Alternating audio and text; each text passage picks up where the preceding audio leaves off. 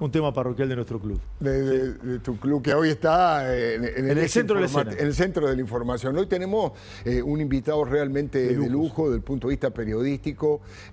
Vale muchísimo siempre, el doctor Carlos Stornelli.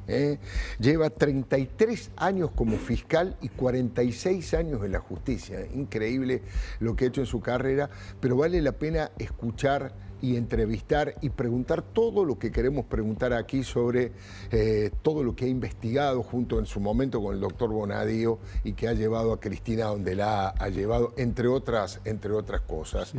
Esteban, si querés, tenés el privilegio de arrancar con la primera pregunta del doctor Stornelli en el pase. Uno de los tipos más valientes en la lucha con la corrupción en la Argentina, desde Escanca hasta a esta parte. Doctor, estamos viendo lo que han dicho los arrepentidos en su momento, pero ahora lo estamos escuchando nuevamente. Realmente los mundos son absolutamente espeluznantes.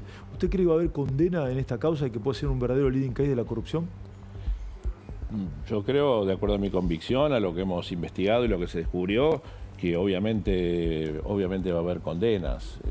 La mensuración de las penas y quiénes resultarán condenados y no, y quiénes no, va a resultar obviamente del debate y de las pruebas que se produzcan en el debate. ¿Y puede ser un leading case de la corrupción o no? No me gusta hablar de mí mismo.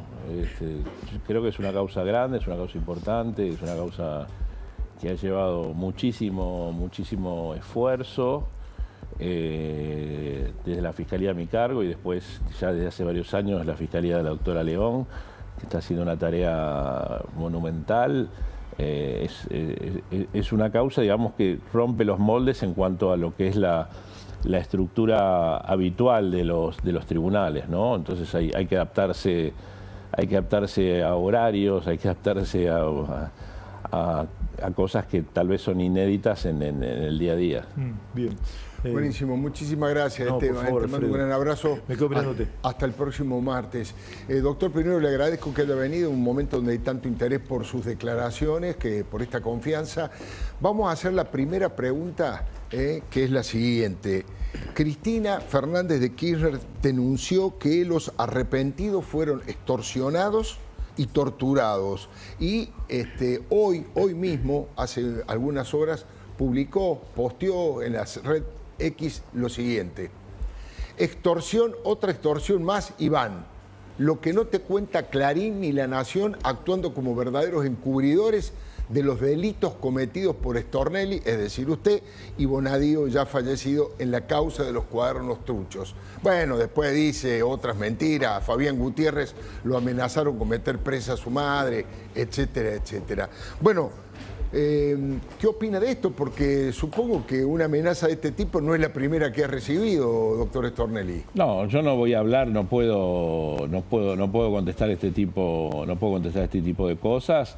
Lo que sí yo puedo decir es que esto encierra, digamos, una crítica o una desconformidad con lo que es el instituto de la delación premiada o del comúnmente llamado arrepentido, claro. ¿Verdad? Donde obviamente el colaborador busca un beneficio personal a cambio de aportar a la justicia pruebas o elementos de relevancia, ¿no? La ley da un catálogo de circunstancias en las que puede ser aceptado como imputado colaborador. Son actos que están rodeados de garantías, sujetos a la homologación judicial y obviamente sometidos al escrutinio posterior en el debate oral. Ahora, pero ¿es cierto o obviamente no es cierto que ustedes cometieron delitos con el juez Bonadío? ¿Para qué habríamos de hacer eso, no? Claro. La otra pregunta tiene que ver, ella dice que Fabián Gutiérrez, su secretario personal, que murió millonario, asesinado millonario, dice que lo extorsionaron y lo apretaron con meter presa a su madre y a su hermana. ¿Tiene algún viso, algún rumor, algún viso de seriedad esta declaración? Lo que no tiene sentido. No. Está muy bien. El segundo tema es, ¿en qué momento usted recibió las mayores amenazas y cuáles son las peores operaciones que tuvo que soportar, doctor?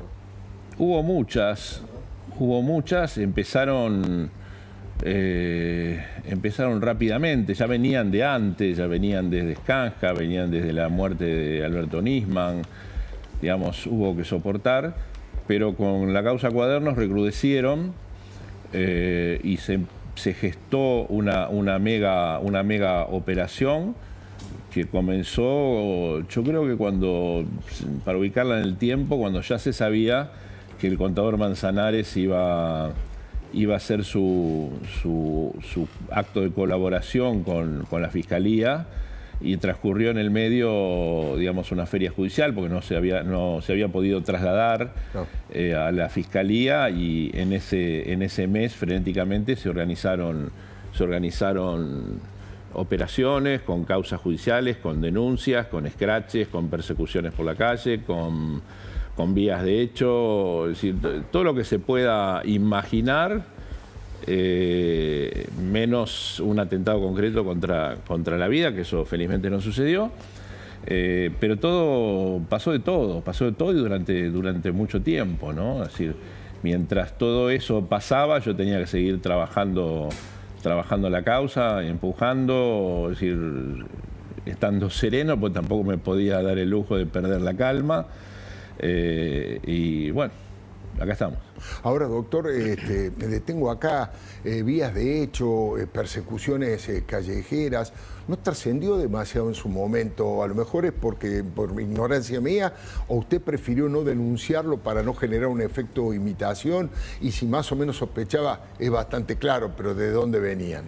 No, yo sospechaba, obviamente sospechaba y sospecho, y sé de algunas personas que participaron. El operativo PUF fue una cosa que tuvo mucha trascendencia, pero en general yo prefería no victimizarme ni estar instalando esas cosas permanentemente, porque lo importante era otra cosa. Lo importante era poder avanzar con la causa, descubrir la verdad y llevarla a juicio, que es lo que hicimos.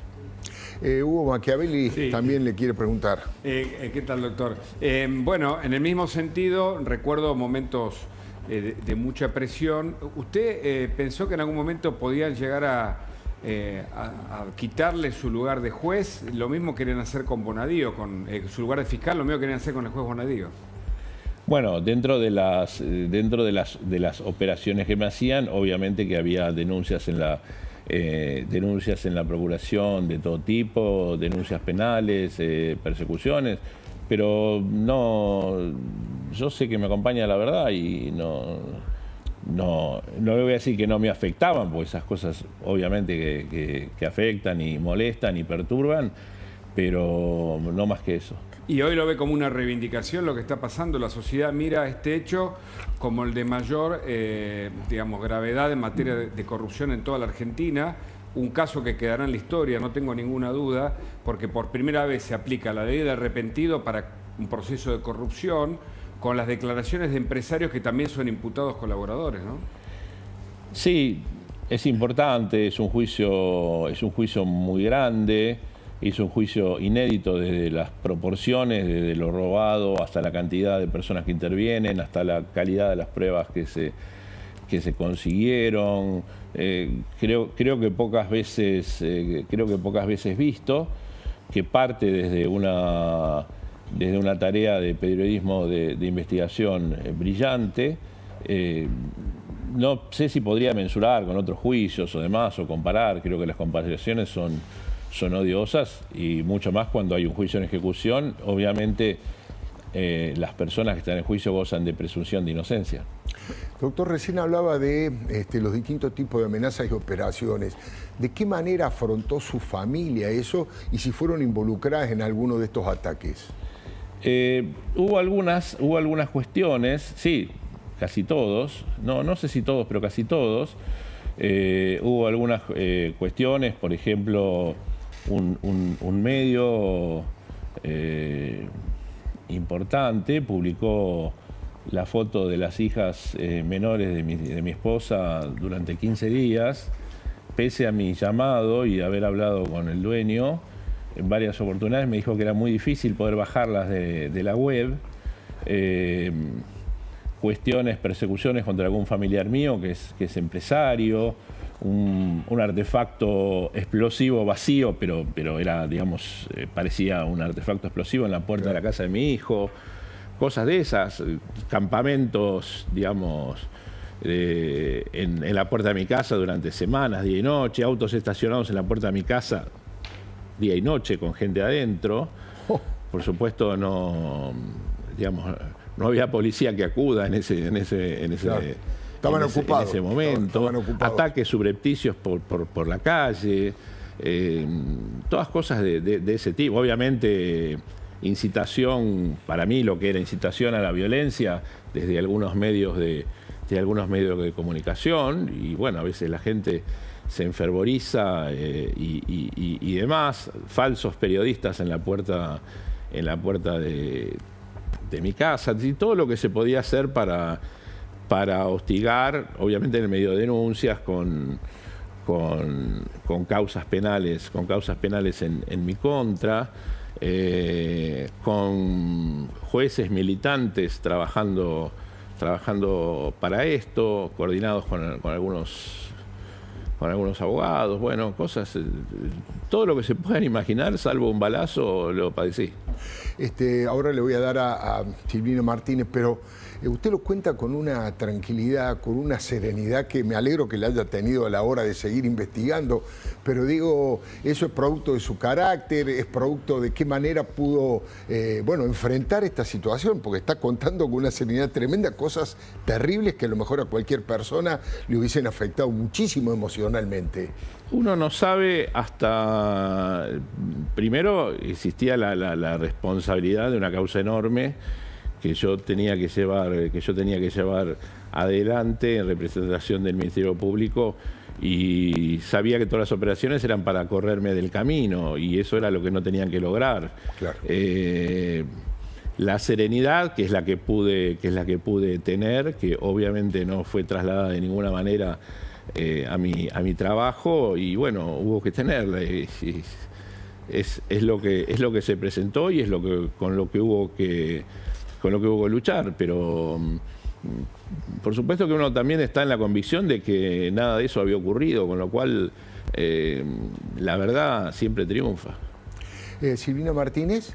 ¿Qué tal, doctor? ¿Cómo le va? ¿Qué tal, Silvina? Bueno, a ver, a todo esto que cuenta, que claramente es muy grave, y el doctor no lo dice, pero viene obviamente desde en ese momento el poder, ¿no? Estas presiones, esto que sucedía, venía directamente desde todo un artefacto que estaba armado desde el más alto poder político de la Argentina. Pero a esto, para mí, hay que agregar, yo tuve la suerte de poder ver cómo se trabaja en la Fiscalía del Doctor, con mi trabajo de abogada, y ver que realmente dentro de una fiscalía, cualquiera que puede estar en Comodoro Pi, no tienen todos los recursos necesarios, no tienen ni el espacio físico ni los recursos necesarios como para poder afrontar, yo creo que ninguna causa en general, pero más esta mega causa de corrupción, donde encontrás que tenés el poder político, el poder económico, los mejores abogados o los estudios de abogados de la Argentina, para que se entienda, o la ciudadanía entienda, cómo actúa de una fiscalía cuando le llega una denuncia con pruebas o con, digamos, un grado de sospecha suficiente para avanzar en esto, y cómo se llega a este dictamen, esta elevación a juicio que estamos conociendo en los juicios de los cuadernos.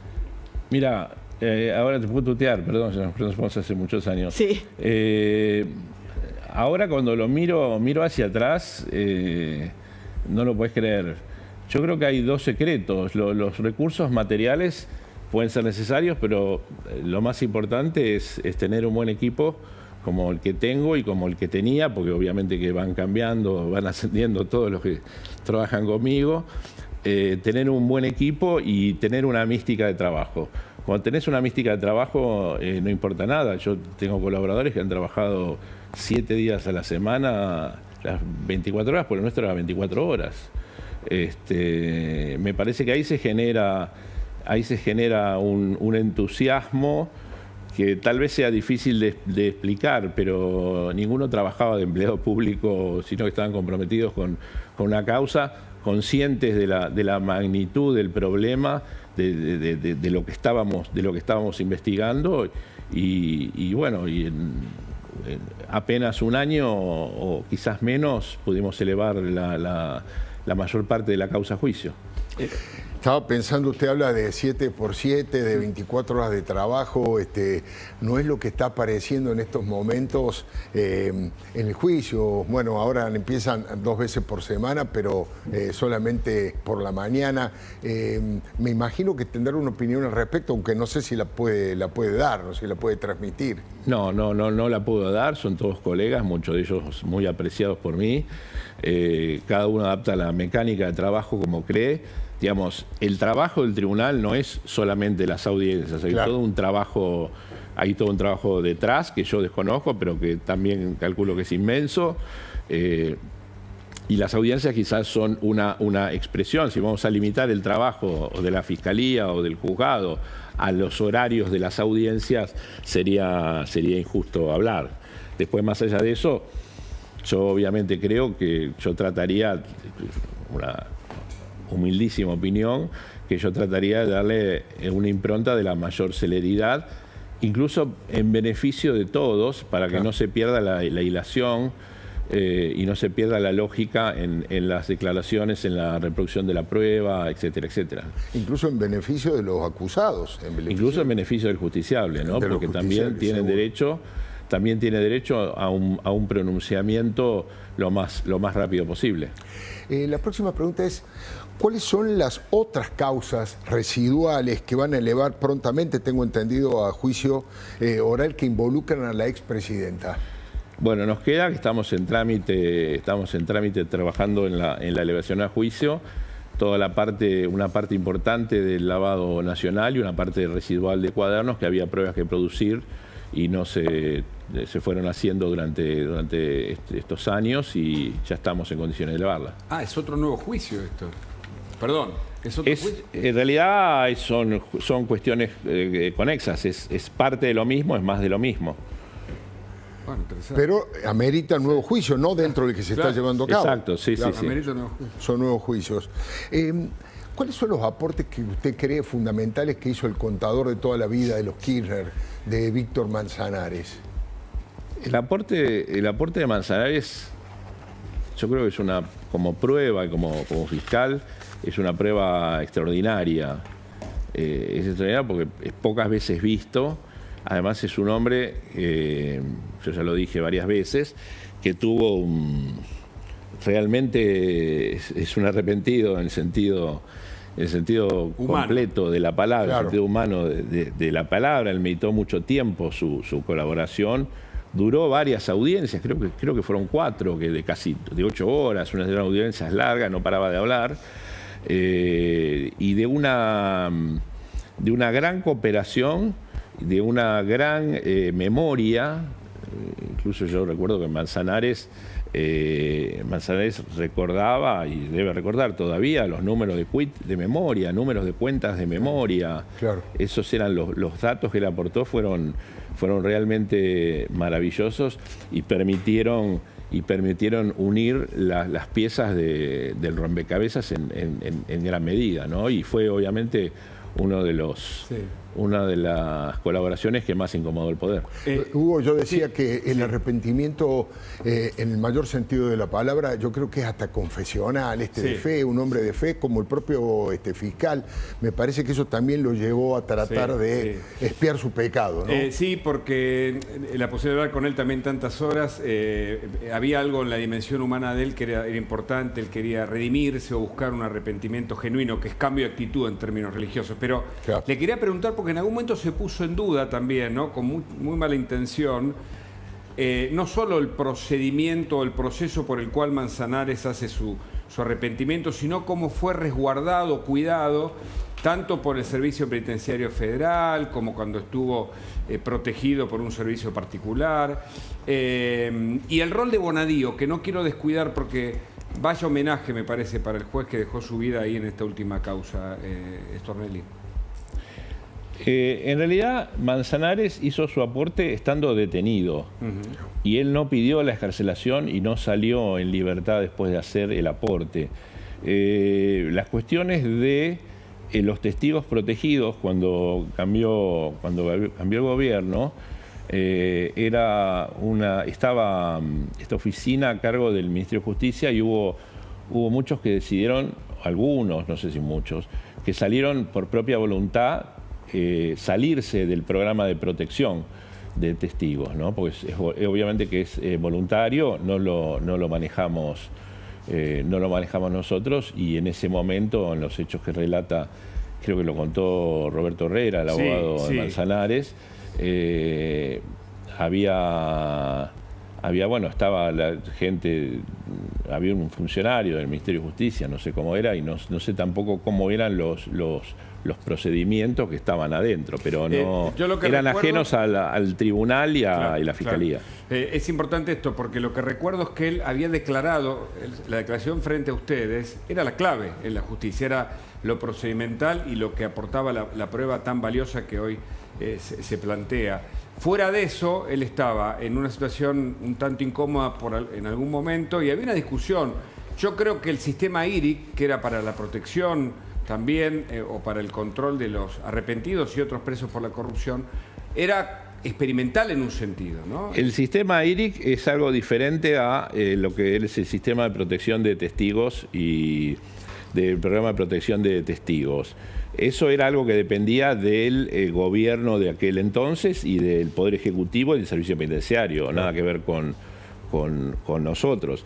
Yo creo, si yo tuviese alguna crítica para hacerle al doctor Bonadío, que no tengo ninguna, porque la verdad que el trabajo de Claudio Bonadío fue una cosa fenomenal, fue haber permitido que muchos de los que estuvieron detenidos estuvieran juntos, porque el que podía querer arrepentirse era inmediatamente hostilizado. Bueno, a Manzanares también, le mandaron a decir vía el abogado exacto, que le pagaban, digamos, el kirchnerismo le pagaba, incluso estaba la cifra, creo que eran $10.000 para una defensa corporativa, hasta que Manzanares puede romper, hace un proceso muy interior que rompe con esa idea que agrupaba a todos, ¿no? De no hablar, por ejemplo.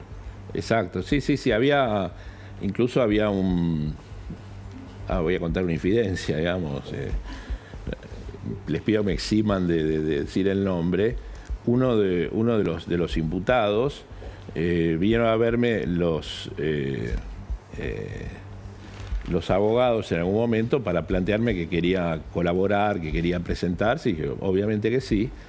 Y demás. Finalmente se frustró, voy a obviar detalles, pero finalmente se frustró porque el hombre tenía miedo que lo maten. Claro. Qué bárbaro, Es decir, no quería que lo vieran, no quería ni subir a la fiscalía ni que lo vieran conmigo en el juzgado, porque tenía miedo que lo maten. Me lo dijo él a mí, ¿no? Es impresionante cómo hemos naturalizado algunas cosas tan brutales, tan descarnadas, tan antidemocráticas y violentas como estamos narrando, que ya lo conocíamos, pero que se diga con esta serenidad, con esta tranquilidad en cámara, tiene un valor periodístico, político y judicial muy importante. Silvina. Sí, bueno, también te voy a tutear, también fue fiscal en la causa Otesur y la causa Los Sauces, dos expedientes que yo inicié, y en ese momento, en el momento de la denuncia, era muy difícil poder conseguir información de los organismos públicos porque efectivamente dependían de la persona que estaba siendo investigada por lavado de dinero. ¿Qué recuerda de esas investigaciones, de lo que se pueda decir? No, yo esa causa intervine como fiscal, solamente la causa Otesur, efectué el requerimiento de instrucción original, que fue bastante dificultoso. Después pasó a otra fiscalía y yo no intervine más, así que no tengo más detalles para aportar respecto a eso. Pero en general, digamos, en el momento cuando dependían de la información de organismos públicos, no importa la causa X, en general, era muy difícil conseguir en determinados gobiernos información de organismos públicos cuando eran los que estaban siendo investigados, ¿no? Obviamente, ¿le ha pasado? O nada, o respuestas, o quizás respuestas mafiosas, o operaciones de todo tipo. Es decir, investigar el poder cuando está en el poder, es más complicado, ¿no? Es más complicado, y obviamente que se toman riesgos enormes. No en un gobierno democrático común, no debería ser así. No creo que haya sido en todos los gobiernos de esa manera, pero donde hay enquistada una banda mafiosa enquistada en el poder, y bueno, es muy difícil. Uno está más allá de que tenga 2, 3, 4, 5 custodias, está en soledad, ¿no? Y tampoco, digamos, el Estado, por lo menos el Estado argentino, yo he visto cómo protegen a los fiscales en el Brasil y es una cosa extraordinaria. Digamos, los elementos en ese sentido son escasos. Nosotros caminamos por la calle solos. Está hablando, doctor, del tema del cuidado de la seguridad de los fiscales. He escuchado que usted ha dicho que, con toda contundencia, que el asesinato del fiscal Alberto Nisman fue un crimen de Estado. ¿Sintió algún tipo de temor después de que eso ocurriera? ¿Sintió que si mataban a Nisman era posible que repitieran ese gesto, esa actitud? ¿Le generó algún tipo de preocupación especial, más allá, obviamente, del dolor? Creo que usted había hablado 2 días antes con A mí me generó una gran conmoción el asesinato de Alberto Nisman, una gran conmoción en ese momento. Desde ese momento yo estuve convencido de que ya las reglas del juego eran diferentes y que el resultado trágico podía darse. No lo pensé o no me lo planteé, no me senté a pensarlo en el momento de la investigación, ¿no? Claro. Si uno se pone a pensar más en los riesgos que en lo que tiene que hacer, no vamos para ningún lado. Ahora, pero es cierto que por aquella situación la fiscal Viviana Nisman, Fein, fiscal sí, Fein. Viviana Fein, hackeó su teléfono, intervino su teléfono. Sí, mire, cuando uno investiga un homicidio de estas características, la hipótesis del suicidio es la última, no es la primera. Claro, claro. Se llega por descarte, digamos, a la posibilidad del suicidio. Usted ve una mega instalación del suicidio por parte del Estado Nacional, de los funcionarios, de una prensa especializada, por ponerle algún nombre, digamos, la instalación de la hipótesis de suicidio. Cuando yo llego a declarar, a hacer mi aporte de lo que había hablado, por si servía para conectar algo con algo, yo no lo sabía, la fiscal muy amablemente me recibió y me dijo que ya estaba cerrada la causa para el segundo día de investigación, que era un suicidio. Sí. Le digo, ¿por qué, doctora? Y porque tenía el dedo así. Qué bárbaro. Esa fue la explicación que me dio. Y al tiempo... Está imputada, de hecho, la fiscal, perdón. ¿Cómo? Está imputada la fiscal ahora. No lo sé, no la vi nunca más. No.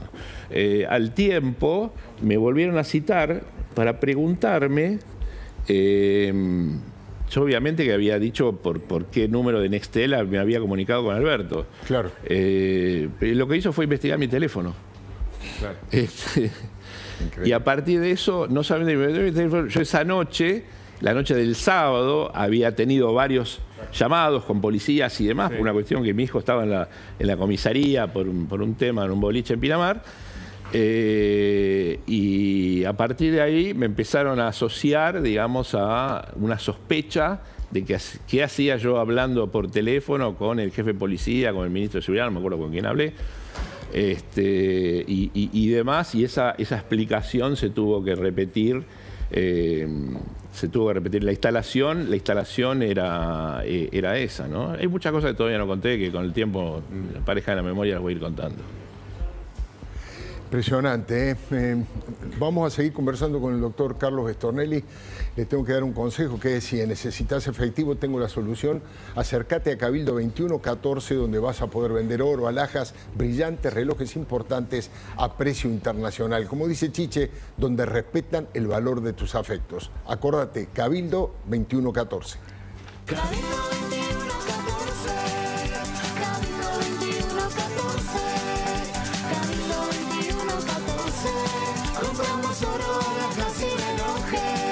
Cabildo 2114, donde respetan el valor de tus afectos. Bueno, continúo con el doctor Carlos Stornelli. Nuevamente, gracias por estar aquí. Genera obviamente muchísimo interés sus declaraciones, doctor. ¿Qué conclusión puede sacarse de las compras y de las ventas de las propiedades en Estados Unidos por parte de Daniel Muñoz, que era el secretario personal privado de Néstor Kirchner.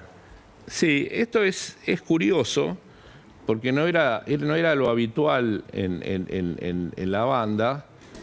En algún momento se decide empezar a comprar, empezar a comprar propiedades en los Estados Unidos. Sí.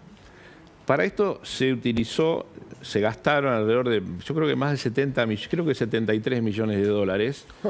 Se empezó a utilizar a dos personas que, a mi juicio, son importantes, pero son menores, en el tema de fronting,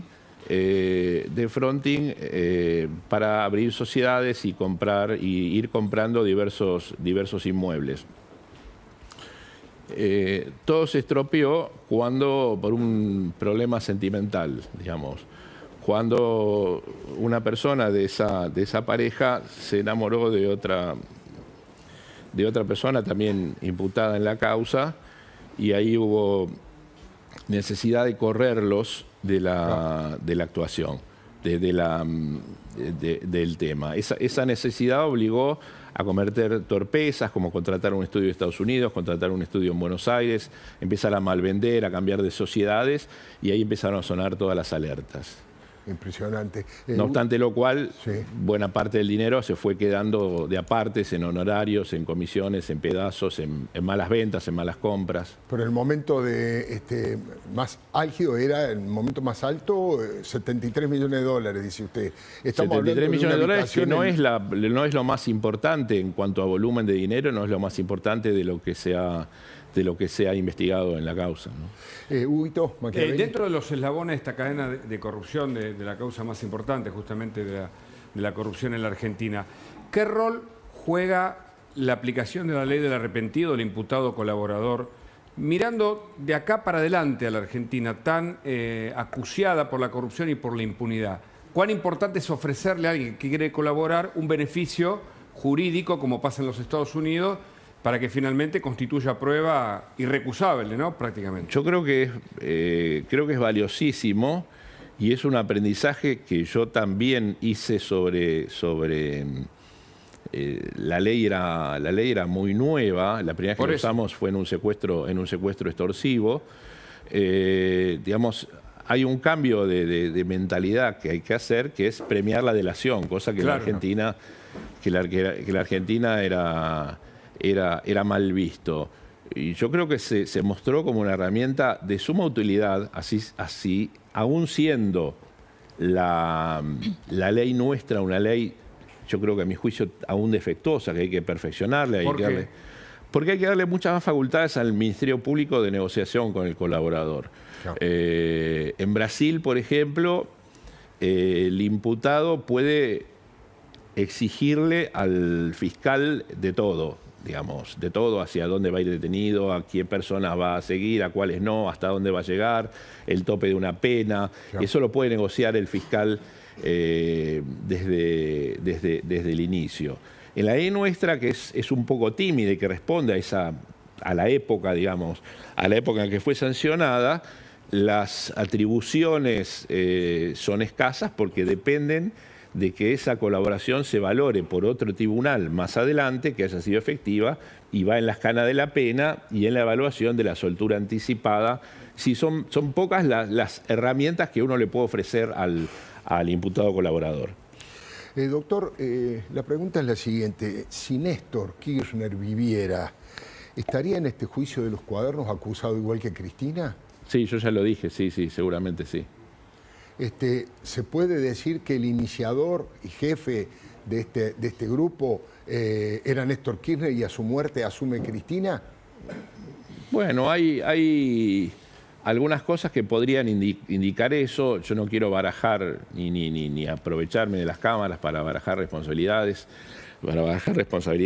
En gente que está en el juicio defendiéndose. Quiero ser respetuoso de eso. Hay cuestiones que indican, pero sí, hablando del funcionario fallecido o del exfuncionario fallecido, seguramente estaría sentado en el juicio. Silvina. A ver, de tantos años que tiene de experiencia como fiscal, en este juicio en particular o en esta causa de investigación en particular, no sé, en la declaración de los arrepentidos, en los allanamientos, en alguna prueba, ¿qué fue lo que más le pudo haber llamado la atención? Esa anécdota que le llamó la atención y que, digamos, lo sorprendió en esta causa. No, hay varias cosas. Una de ellas, la primera y la gran, es encontrarme con una prueba que es prácticamente casi irrepetible, que son los cuadernos de Centeno, ¿no? El gran aporte de Diego Cabo, digamos, nuestro compañero. El gran aporte de Diego Cabo. De encontrarse con una prueba así es raro, es una rara avis. Otro es algunas colaboraciones. Digamos, yo esperaba, obviamente, que los empresarios se agolpaban en la mesa de entrada para ver quién se arrepentía primero. Pero no esperaba que hubiese colaboraciones desde personas o de funcionarios del propio riñón de la organización. Y después, bueno, anécdotas curiosas hay muchísimas, ¿no? Hay muchísimas. Yo pongo de resalto, sí, obviamente la confesión de Manzanares, la de Clarence y alguna que otra fueron extraordinarias como aporte para la causa, ¿no? Clarence, esta semana Clarence se recordó que había dicho que él cambiaba los billetes, los pesos por dólares, 300.000 dólares semanales era lo que solamente Clarence hacía. Doctor Stornelli, ha sido un verdadero gusto. Muchísimas gracias por estar aquí y ayudar a entender todo este proceso que para nosotros es tremendamente importante, a ver si finalmente Argentina hace un nunca más y empezamos una etapa de la política con más transparencia y con más honestidad. Muchas gracias por haber venido, doctor. Gracias por invitarme.